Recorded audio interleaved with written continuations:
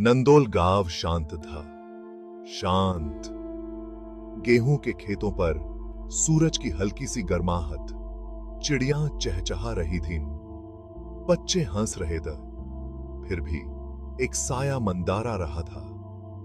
गांव के किनारे एक पहाड़ी की चोटी पर पुराना किला खड़ा था, ढहता हुआ, टूटा हुआ, एक राजा का भूला हुआ सपना। बुजुर्ग उसके बारे में धीमे स्वर में बात करते थे, फुसफुसाहटों की जगह, परछाइयों की। उनका कहना था कि यह किला कर्ण पिशाचिनी का घर था, एक चुड़ैल। उन्होंने जवानों को दूर रहने की चेतावनी दी। उनके शब्दों में डर, एक कड़वा एहसास बना रहा। किला खड़ा था, एक खामोश प्रहरी, एक ऐसे अतीत की याद दिलाता है जिसे अछूता छोड़ देना ही बेहतर है। लेकिन कुछ कहानियां हवा में फुसफुसाहट की तरह नजरअंदाज करने से इनकार करती हैं। वे कहते थे कि वह कभी रानी थी, खूबसूरत, ताकतवर, लेकिन वे फुसफुसाते थे कि उसका दिल लालच और ईर्ष्या के जाल में फंसा हुआ था। वह अमरता चाहती थी, हमेशा जवान रहना चाहती थी। उसकी ख्वाहिशें एक भूखे जानवर की तरह उसे अंधेरे रास्तों पर ले गडीन। प्राचीन ग्रंथों में एक अनुष्ठान के बारे में बताया गया है, एक बलिदान। उनका कहना था कि कर्ण पिशाचिनी ने अंधेरे के साथ एक समझौता किया। उसने अपनी अमरता हासिल कर ली, लेकिन एक भयानक कीमत पर। उसकी खूबसूरती बिगड़ गई, उसकी आत्मा हमेशा के लिए फंस गई। वह कर्ण पिशाचिनी बन गई, रात की एक प्राणी। वे कहते थे कि उसकी हंसी एक जलपारी की पुकार की तरह थी, किले की उजड़ी दीवारों के भीतर अनजान लोगों को मौत के मुंह में ले जाना। डेवेन ने कहानियों का मजाक उड़ाया, एक जवान आदमी जिसका दिल साहस से भरा हुआ था। कुछ लोग इसे लापरवाही कह सकते हैं। वह बुजुर्गों की चेतावनियों पर हंसा। उसने कहा कि कर्ण पिशाचिनी एक कहानी से ज्यादा कुछ नहीं है। उसने अपने प्लान की घोषणा की। वह किले में एक रात बितेगा, कहानियों को झूठा साबित करेगा।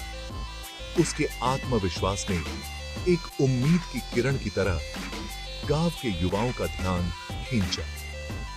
उन्होंने उसकी बहादुरी की प्रशंसा की, या यह मूर्खता थी? बुजुर्गों ने उससे विनती की।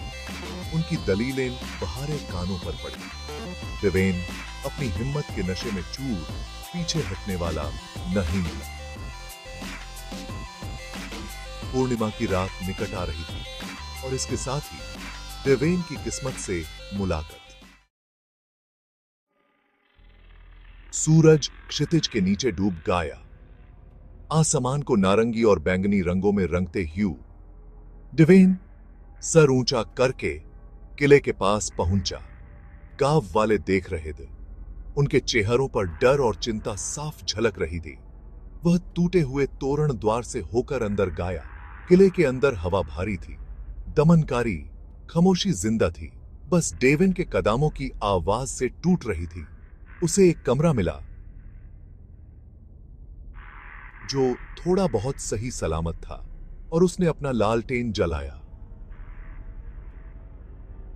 टिमटिमाती रोशनी धूल भरी दीवारों पर नाच रही थी, परछाइयां मुड़ती और छटपटाती हुई प्रतीत हो रही थीं। टिमटिमाती रोशनी में विकराल आकर लेते हुए। भाग 5। फुसफुसाहटों की एक रात। घंटे रेंगते हुए गुजारे। डेवेन की घड़ी की हर टिक टिक खामोशी में गंजती हुई प्रतीत हो रही थी। उसने आवाजों को नजरअंदाज करने की कोशिश की, सरसराहट, फुसफुसाहट, लेकिन वे तेज होती गादीन। करीब एक ठंडी हवा किले से होकर गुजरी, उसके लालटेन को बुझा दिया, उसे अंधेरे में डुबोते हुए। उसने एक मौजूदगी महसूस की, उसे देख रही थी। वह अब अकेला नहीं था। एक हंसी, धीमी और द्रुतशीतन, कमरे में गूंज उठी। यह करीब थी, बहुत करीब। डर, ठंडा और तेज, डेवेन के दिल को जकड़ लिया। वह इसके लिए तैयार नहीं था। भाग 6। डर का सामना। आंखों का एक जोड़ा अंधेरे में लाल चमकता हुआ उसके सामने आ गया। वे उसे घूर रहे थे। उसके आर पार उसने एक ऐसा आतंक महसूस किया जो उसने पहले कभी नहीं जाना था। यह कोई कहानी नहीं थी, यह सच था। कर्णपिशाचिनी वह कहानियों में वर्णित से भी ज्यादा भयानक थी। उसकी खूबसूरती, जिंदगी का एक भयानक मजाक, उसकी आवाज। जब वह बोली तो ब्लैक बोर्ड पर नाखूनों की तरह थी। वह उसके चारों ओर चक्कर लगा रही थी। एक शिकारी अपने शिकार के साथ खेल रहा हो। उसने उसके अहंकार के बारे में बताया, उसके अविश्वास के बारे में। अब वह कीमत चुकाएगा। उसके खून में ठंडक दौड़ गई। उसने एक भयानक गलती की थी। अब की इच्छी की इसी सिकी पीछी आतिस्ती। भाग 7। उसके बाद की खामोशी। रात बीत गई।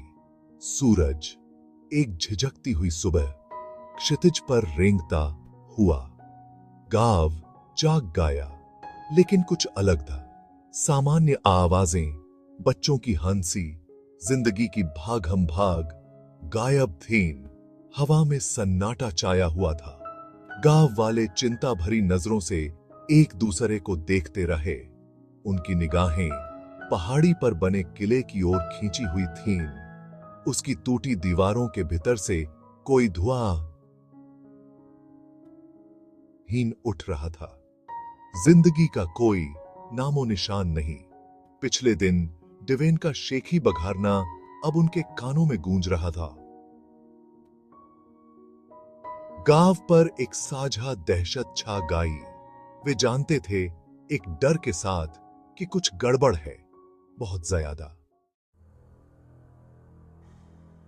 भाग 8। खोजी दाल। गांव वालों का एक समूह, उनके चेहरे पर घबराहट साफ झलक रही थी, धीरे धीरे पहाड़ी पर चढ़ गया। हर कदम बढ़ते हुए डर से भरा हुआ था। उन्होंने डेवेन का नाम पुकारा। उनकी आवाजें कांप रही थीं।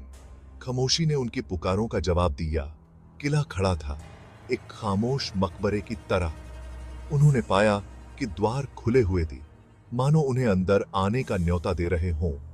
उन्होंने घबराहट भरी नजरों से एक दूसरे को देखा। लेकिन यह तय में जानने की जरूरत, डेवेन को खोजने की जरूरत, उनके डर पर हावी हो गई। वे अंदर दाखिल हुए। हवा सड़न की गंध और बेचैनी की भावना से भरी हुई थी। उन्होंने हर कमरे, हर गलियारे की तलाशी ली, लेकिन डेवेन गायब था। गायब। भाग 9। डर में लिखा एक सबक। उन्हें उसका कोई पता नहीं चला। संघर्ष का कोई निशान नहीं। ऐसा लग रहा था जैसे वह बस गायब हो गया हो, किले के अंधेरे आगोश में समा गया हो। गांव वाले वापस लौट आए। उनके चेहरे पीले पड़ गए थे। उनकी आंखें डारी हुई थीं। वे अपने साथ न केवल डेवेन के लापता होने का गम, बल्कि एक भयानक सच्चाई भी लेकर लौटे। कहानियां सच थीं। कर्णपिशाचिनी असली थी। उसकी भूख अटपटी, उसका प्रकोप तेज और निर्दयी किला बना रहा। डेवेन की मूर्खता का एक खामोश स्मारक उनकी दुनिया के किनारों पर छिपे अंधेरे की एक कठोर याद दिलाता है। और हवा की फुसफुसाहट में उन्होंने उसकी हंसी सुनी। ठंडी, क्रोर, सिंह अंधी